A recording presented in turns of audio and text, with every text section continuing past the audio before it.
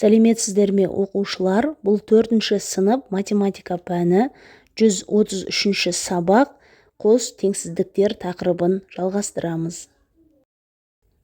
Бірінші тапсырма. Калькулятордың көмегімен есептеп, қандай сөз шығатынын анықта. Бірінші, 6876-ны 5768-ге калькулятордың көмегімен көбейтеміз. Сонда 39.660.768 болады. Бұл бізде Т әріпі. Мына жерге Т әріпін жазамыз. Келесі 45.188.000-ды 69.520-ға бөлгенде 650 болады. К әріпі. 650-ге К әріпін қоямыз.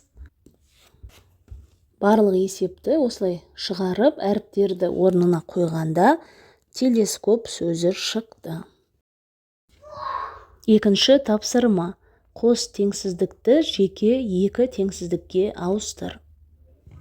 Дәптеріңе осындай сан сәулесін сыз және көрсетілген сан аралықтарын белгіле.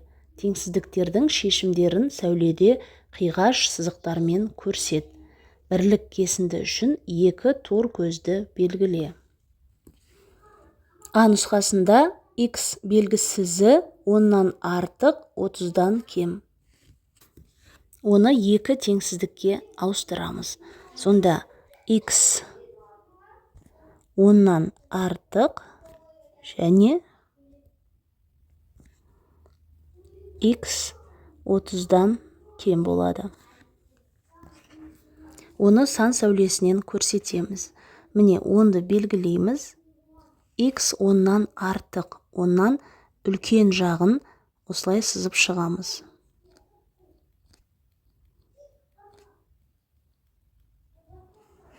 X 30-дан кіші, 30-ды белгілейміз. 30-дан кіші жағын көрсетеміз.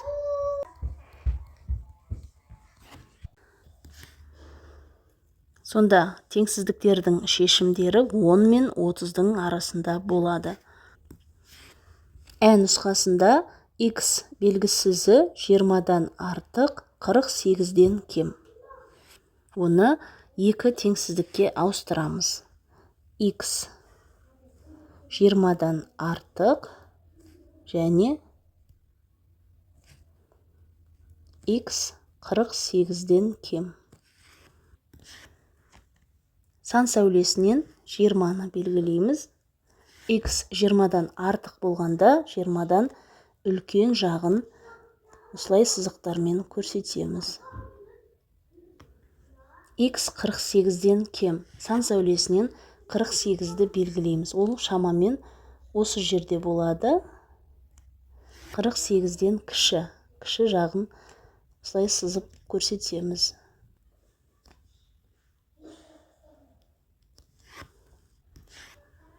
Сонда теңсіздіктің шешімдері 20 мен 48-дің арасында болады. Үшінші тапсырма. Қос теңсіздік түрінде жаз. Қос теңсіздіктердің шешімдер жиынын сан сәулесінде белгіле.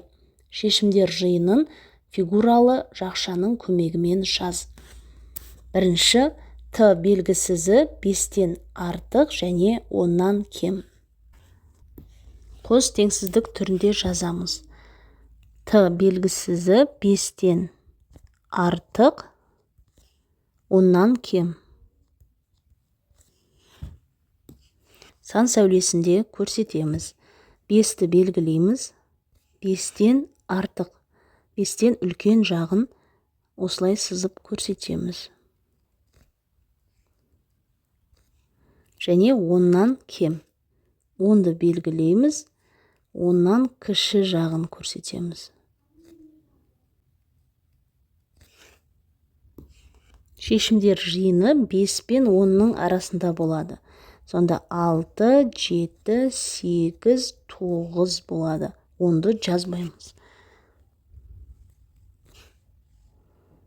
6, 7, 8, 9. Екінші, К белгісізі 6-дан артық және 17-ден кем. Қос теңсіздік түрінде жазамыз. К белгісізі 6-дан артық, 17-ден кем. Сан сәулесінен 6-ны белгілейміз және 6-дан үлкен жағын осылай сызып көрсетеміз.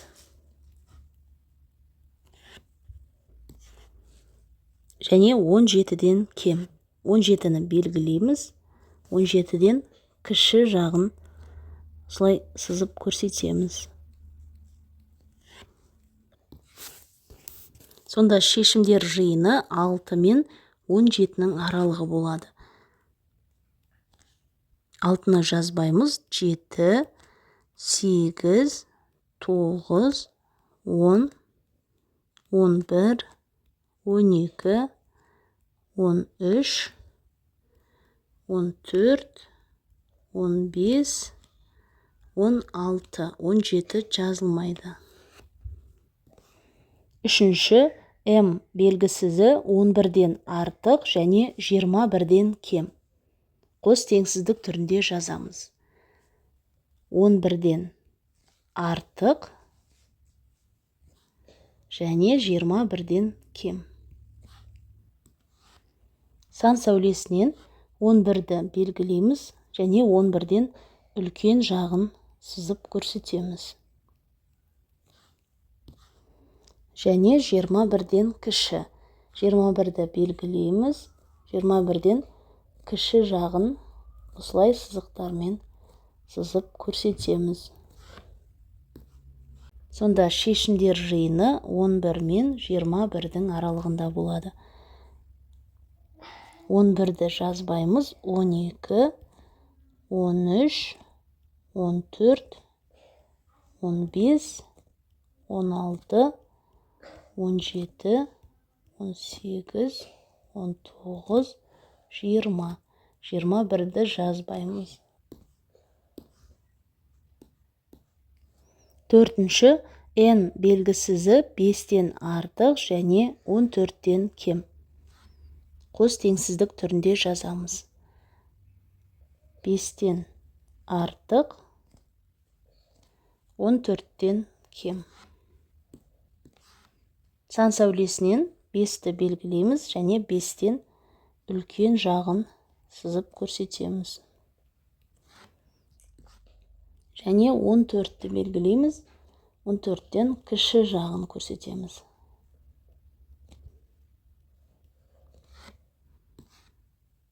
Сонда шешімдер жиыны 5 пен 14-тің аралығында болады. 5-ті жазбаймыз. 6, 7, 8, 9, 10, 11, 12, 13, 14 жазылмайды. Төртінші, тапсырма. Тапсырманы орында. Шоқ жұлдыздарға ежелгі заманда ақ атау берген. Ертеде адамдар жердің солтүстік жарты шарында басымырақ тіршілік еткен. Олар аспан әлемінің өздеріне көрінетін бөлігін ғана бақылаған. Сондықтан шоқ жұлдыздардың шамамен жартысына ғана, яғни 88-дің 47-сіне ғана ежелгі мифологиялық кейіпкерлердің атын берген. Оңтүстік жартышардан көрінетін екінші жартысы тек 17-ші ғасырда ғана ашылған. Оларға ұлы географиялық ашылулардан кейін атаулар берілген. X белгісізі 47-ден артық, 88-ден кем. Қос теңсіздігінің шешімдер жиынын сан сәулесінде белгіле. Шешімдер жиынындағы сандарды ата. Қанша сан алынды? 17-ші ғасырда қанша шоқ жұлдызға атау берілген? Ең алдымен X белгісізі 47-ден артық, 88-ден кем қос теңсіздігінің шешімдер жиынын сан сәулесінде белгілейміз. Сан сәулесінен 47 санын табамыз. 47 бізде 45 болса, 46, 47. Осы жерде болады, міне. 47. Демек, 47-ден үлкен жағын осылай сызып көрсетеміз. Және x 88-ден кем. Сан сәулесінен 88-ді табамыз, ол 80 мен 90-ның арасында болады. Мына 85, 86, 87, 88 осы жерде болады. 88. Демек 88-ден төмен жағын осылай сызып көрсетеміз. Енді шешімдер жиынындағы сандарды атаймыз. Ол сандар 47 мен 88-дің арасындағы сандар болады. 47 жазылмайды. 48, 49, 50, 51, осылай 87-ге дейін жазамыз. 88 жазылмайды. Барлығы 40 сан бар. Жауабы 17 ғасырда 40 шоқжұлдызға атау берілген. 5-ші тапсырма. Есептемей-ақ бөліндінің мәнінде қанша цифр болатынын анықта. Амалдарды орында және тексер. Бірінші 35280 ол 5 таңбалы сан. Оны бір таңбалы санға бөлгенде бірді азайтамыз. Сонда 4 таңбалы сан шығады. Міне 5040. Келесі 623801 6 таңбалы сан. Оны 89-ға бөлгенде, яғни 2 таңбалы санға бөлгенде 2-ні азайтамыз. Сонда 4 таңбалы сан шығады. Міне 7009. Келесі 376423-ті 47-ге бөлгенде 6 таңбалы санды 2 таңбалы санға бөлеміз, 2-ні азайтамыз. Сонда 4 таңбалы сан шығады. 8009. Келесі 450340, яғни 6 таңбалы санды 3 таңбалы санға бөлеміз. Сонда 3-ті азайтамыз. 3 қалады, міне 3 таңбалы сан шықты. 890. Бөлудің дұрыстығын көбейтумен тексереміз. 6-шы А тапсырмасы. Сызбаны дәптеріңе сыз және оны толықтыр. Есеп бойынша теңдеу құр. Профессор үйінен шығып растқанаға бет алды.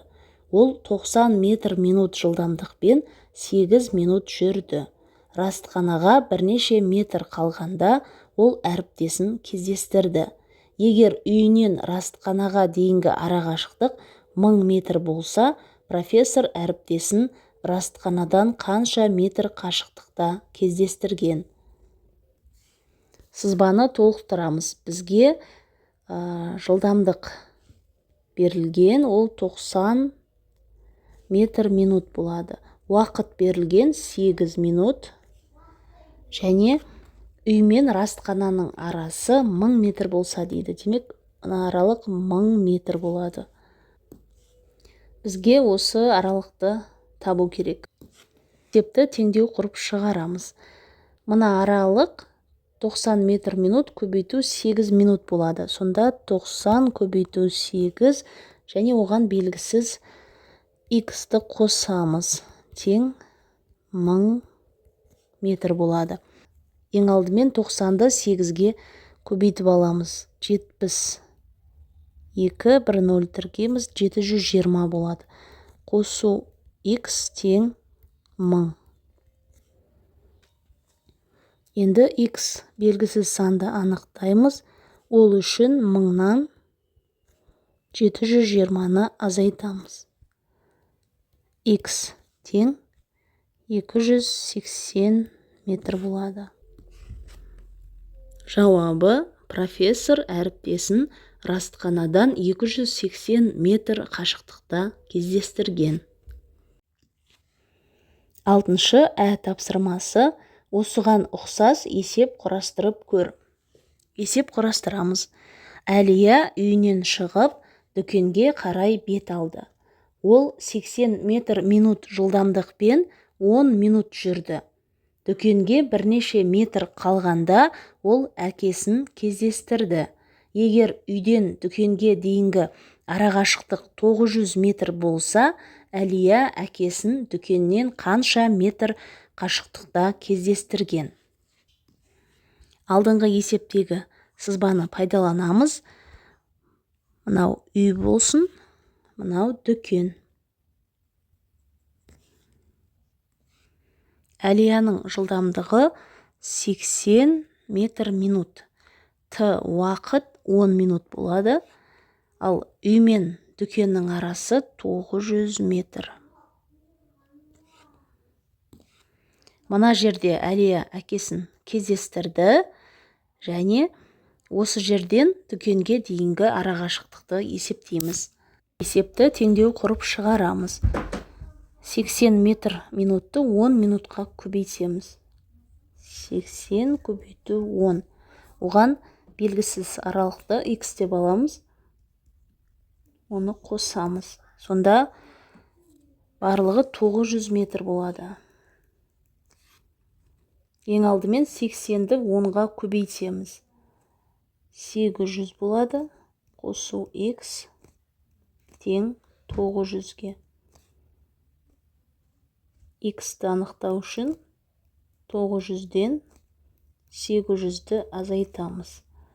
X тең 100 метр болады.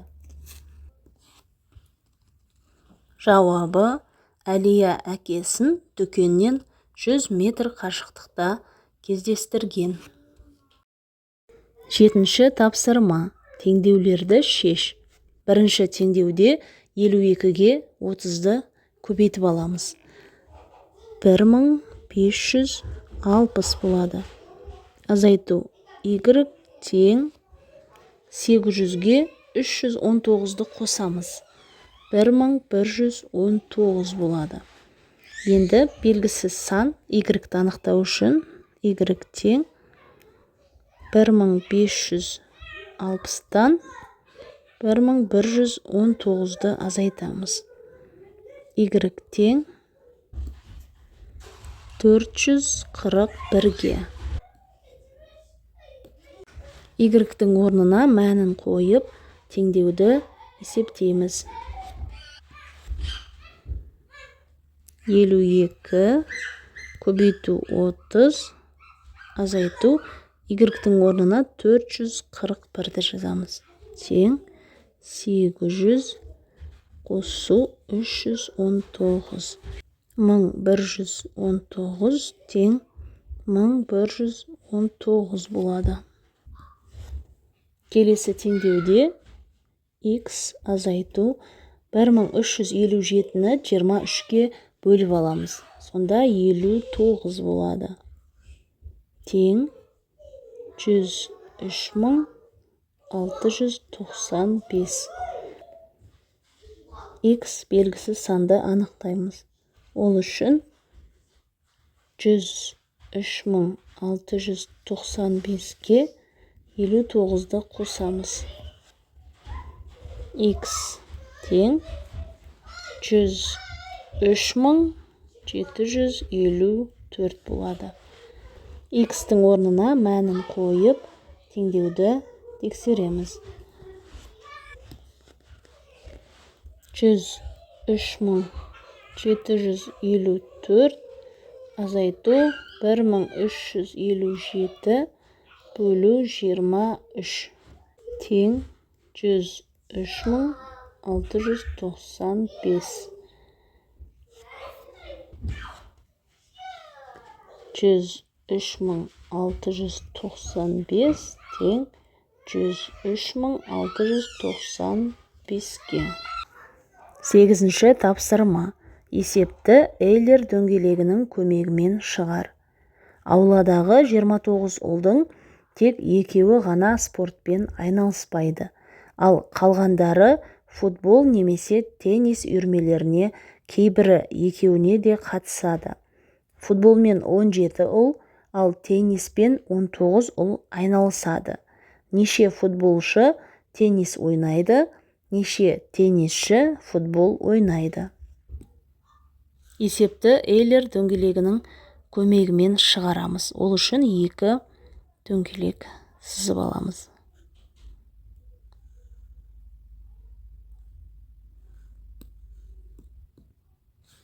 Бірінші дөңгелекке футбол ойнайтын 17 ұлды жазамыз.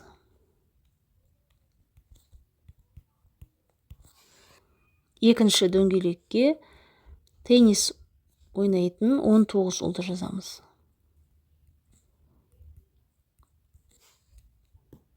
Барлығы 29 ұл, оның екеуі ғана спортпен айналыспайды.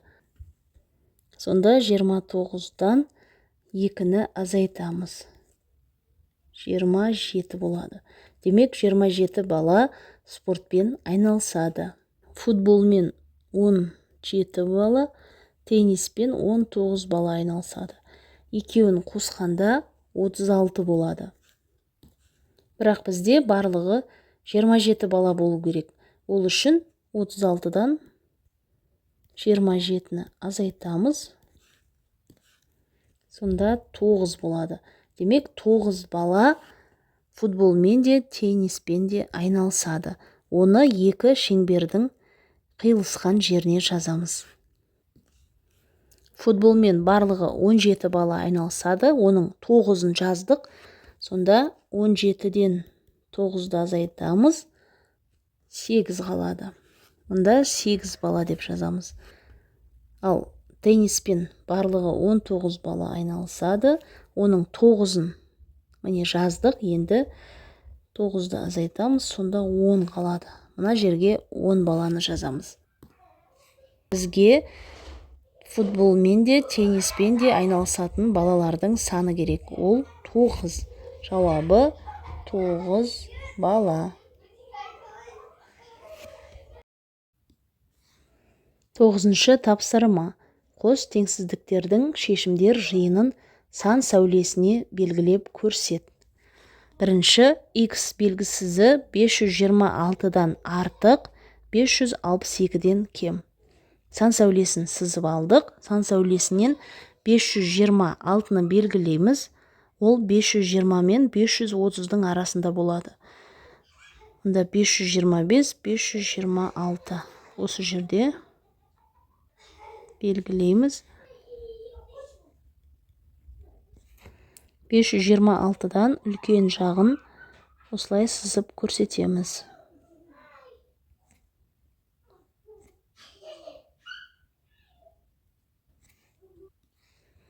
Және x 562-ден кем. 562, 560 пен 570-тің арасында. Ол шамамен осы жерде болады. 562. 562-ден төмен жағын сызып көрсетеміз. Шешімдер жиыны 526 мен 562-нің арасында болады. Екінші, x белгісізі 450-ден артық, 452-ден кем. Сан сәулесінен 450-ді белгілейміз. 450-ден үлкен жағын осылай сызып көрсетеміз. Және x 452-ден кем. 452-ні белгілейміз. Және одан кіші жағын осылай сызып көрсетеміз.